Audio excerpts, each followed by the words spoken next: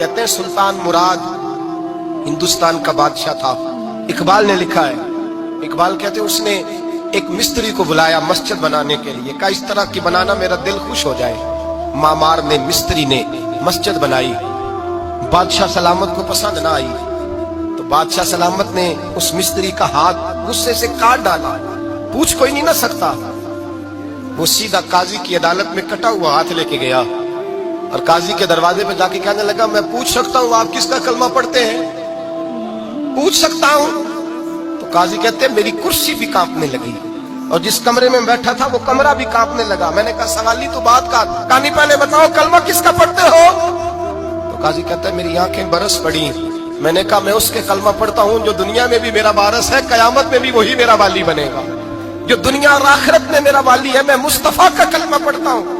तो कहने लगे हाँ, इसलिए तुझसे ये बात कहलवाई है कि कहीं तू बादशाह का तो कलमा नहीं पढ़ता, माअज़ल्लाह। तू काजी अदालत में बैठा है कुर्सी पे, उसका कलमा तो नहीं पढ़ता? कहा नहीं, मैं मुस्तफा का। फिर देख मेरा हाथ कट गया है, अब तू बता कि तू बादशाह समझ के माफ करेगा या रसूलुल्लाह का दीन समझ के नाफिज करेगा? डॉक्टर इकबाल कहते हैं वो काजी ने हुक्म जारी किया कि फौरन बादशाह को बुलाया जाए। हिंदुस्तान का फरमा रवा पैगाम गया तो कांपता हुआ आया। काजी ने सामने खड़ा किया, एक तरफ बादशाह और एक तरफ वो मामूली मामार मिस्त्री काम करने वाला। तो काजी गरजदार आवाज में कहने लगे, बादशाह तू बता, इसका खून सुर्ख है तो तेरा सुर्ख नहीं? इसके बाजू पे गोश्त है तो तेरे बाजू पे नहीं? इसे दर्द होता है तो तुझे नहीं होता? ये तूने क्या हरकत की? बादशाह की गर्दन झुक गई। काजी कहने लगे पकड़ो इसको, बाहर ले जाओ और इसका बाजू काट दो, इसका बाजू काट दो।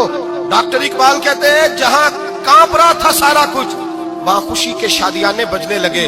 काजी कहने लगा इसका बाजू काटो और इसको बताओ अमीर गरीब का फर्क उतनी देर होता है जितनी देर बंदा मुसलमान नहीं होता, और जब कोई रसूलुल्लाह का गुलाम हो जाता है फिर सारे बराबर हो जाया करते हैं। बंदा हो, साहिब हो, मोहताज हो, गनी